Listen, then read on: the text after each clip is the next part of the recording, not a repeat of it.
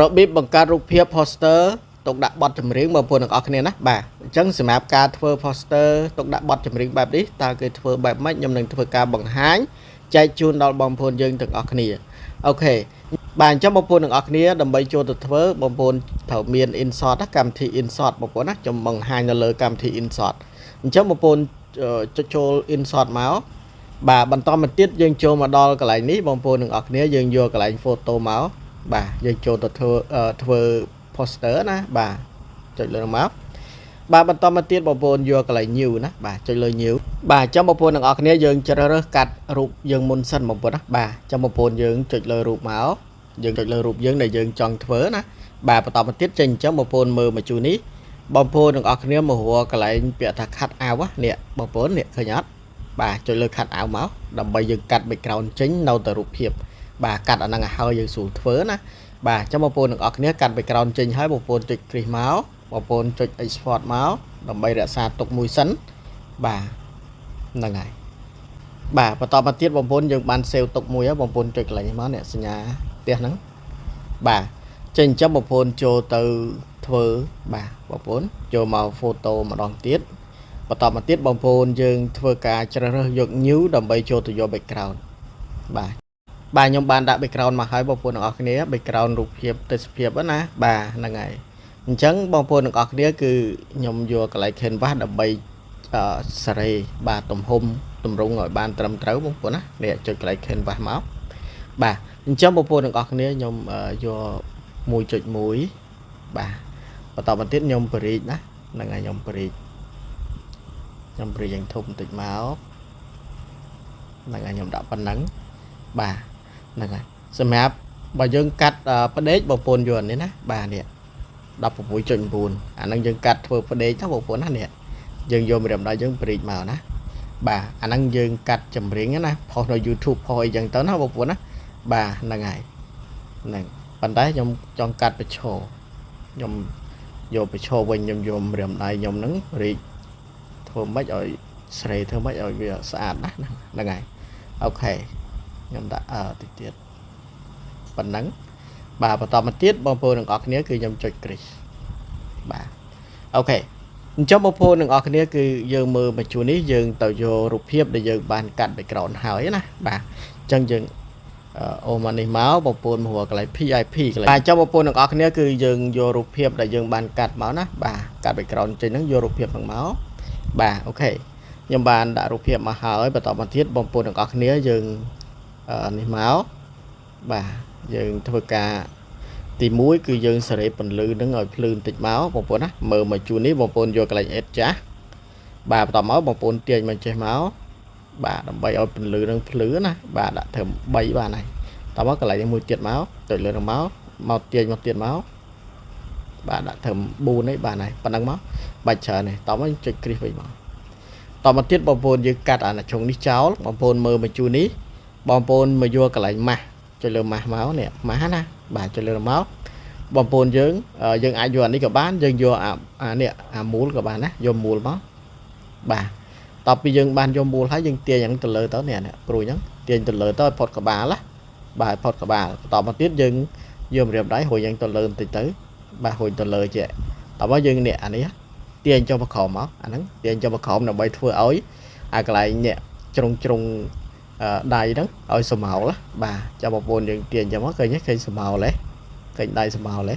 ចាំបងប្អូនយើងអាចសេរីបានណាសេរីដាក់ចឹងមកបាទយើងសេរីនេះយើងទាញអានេះតិចមកទាញមកខាងនេះបងប្អូនទាំងអស់គ្នាអញ្ចឹងយើងទាញអានេះមកខាងតិចមកហ្នឹងហើយទាញមកខាងតិចមកណាបាទយើងសេរីធ្វើបាច់កុំឲ្យឃើញធ្នេបងប្អូនណាតមកយើងចុច crease មកបាទនេះឃើញទេបាទអញ្ចឹងយើងបានរូបភាពដាក់ហើយបន្តមកទៀតយើងទៅសេអក្សរបងប្អូនបាទបន្តមកទៀតបងប្អូនយើងទៅសេអក្សរចំណងជើងម្ដងបងប្អូនណាយើងចុច crease មកចុច crease បាទបន្តមកទៀតបងប្អូនមើលមកជួរនេះបងប្អូនទាំងអស់គ្នាយើងមកយកកន្លែង sort T ដើម្បីចូលទៅសេអក្សរចុចលើ sort T បាទបន្តមកទៀតបងប្អូនទាំងអស់គ្នាគឺយើងទៅសេទៅបងប្អូនយើងចង់ទៅសេចំណងជើងបត់ចម្រៀងអីគេហ្នឹងណាបាទអញ្ចឹងខ្ញុំមានទៅហៅថាទៅសេ និស័យអីគេបងប្អូននិស័យស្នេហ៍ឬមួយក៏និស័យបេះដូងអីចឹងទៅឧទាហរណ៍ហ្នឹងហើយតបមកបងប្អូនទាំងអស់គ្នាយើងថាអត់ឆ្លាញ់នៅ font ហ្នឹងទេយើងអាចបដូរ font បានយើងចង់បដូរ color បានបងប្អូនចុចកន្លែង color សិនមកបាទអញ្ចឹងបងប្អូនមើលមកជួយនេះសិនមកយើងចុចពណ៌សស្អាតអត់ពណ៌សណាបាទនេះពណ៌សស្អាតអត់បើអត់ស្អាតទេអ្នកនរគ្នាអាច color បានតាមចិត្តណាបាទចង់ពណ៌ខ្មៅក៏បានពណ៌អីក៏បានដែរណាហ្នឹងហើយបងប្អូនយើងសាច់លើបងប្អូនយើងស្រឡាញ់ទេបាទហ្នឹងបើថាយើងស្រឡាញ់ពណ៌បែបអញ្ចេះបាទបានយើងយកកន្លែង border ដើម្បីធ្វើឲ្យបាទស្មោលបាទនេះចុចមកឃើញទេច្បាស់អញ្ចឹងបងប្អូនយើងយកមកយកពណ៌អីចឹងមកណាបាទហ្នឹងហើយយកបែបនេះក៏បានដែរនេះបាទយើងមកសេរីនេះតិចមកកុំឲ្យខ្លាំងពេកណាបាទនេះឃើញទេឃើញទេបងប្អូនប៉ុន្តែវាអត់សូវច្បាស់អត់ស្អាតទេអញ្ចឹងបងប្អូនត្រូវយកអានេះណាទឹកប៊ិចហ្នឹងហើយត្រូវយកទឹកប៊ិចហើយយើងអូសមកធំតិចមក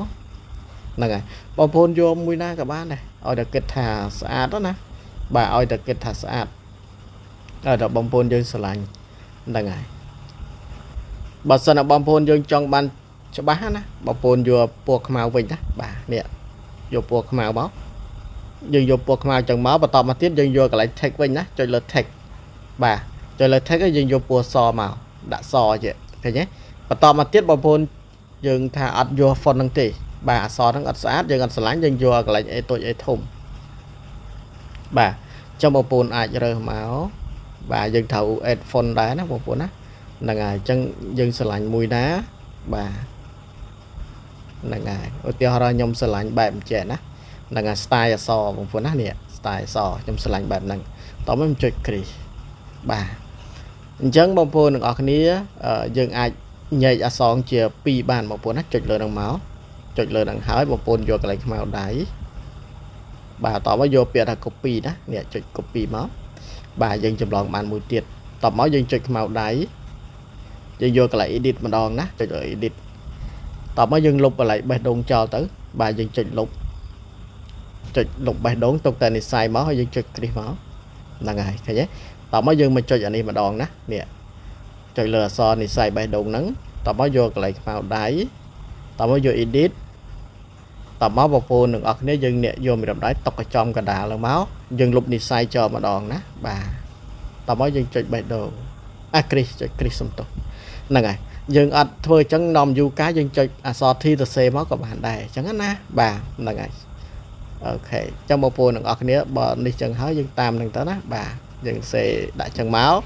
ហើយកន្លែងនេះគឺបងប្អូនទាំងអស់គ្នាយើងដាក់កន្លែងណាយើងគិតថាស្អាតដាក់មកឃើញទេហ្នឹងហើយអញ្ចឹងបងប្អូនយើងអាចបាទធ្វើតាមនឹងបានបងប្អូនណាបាទហ្នឹងហើយគឺយើងគិតថាយើងដាក់កន្លែងណារៀបចំមិនស្អាតចឹងណាបាទអញ្ចឹងបងប្អូនយើងអាចរៀបចំកន្លែងបែបអញ្ចឹងបានណាបងប្អូនណាដាក់លើគ្នាជា style ចេះក៏បានណាអញ្ចឹងខ្ញុំប្រូបតូចតិចខ្ញុំដាក់ធំនេះចោះហ្នឹងហើយបាទបន្តមកទៀតបងប្អូនទាំងអស់គ្នាយើងចង់ទៅសេអីបន្ថែមទៀតក៏ទៅសេទៅបងប្អូនទាំងអស់គ្នាណាបាទហ្នឹងហើយយើងទៅសេអីបន្ថែមទៀតទៅខ្ញុំថាអូខេប៉ុណ្្នឹងហើយខ្ញុំចុច export បាទតែប៉ុណ្្នឹងមករួច